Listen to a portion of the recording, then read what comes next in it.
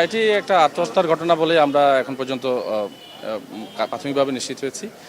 Police জানার সাথে সাথেই এখানে ঘটনাস্থলে উপস্থিত হয় এবং গত রাত 4টার দিকে আমাদের থানা থেকে আমাদের অফিসার ইনচার্জ সহ অন্যান্য অফিসাররা এখানে এসে উপস্থিত হয়ে দেখতে পায় যে ইতিমধ্যে আত্মহত্যার ঘটনা ঘটেছে এবং তারপরেই পুলিশ এখানে অবস্থান গ্রহণ করে প্রাথমিক তদন্ত যেটি সেটি সম্পূর্ণ করার জন্য যা যা করা সেই কাজগুলো করছে। পরিচয় জানতে পেরেছেন?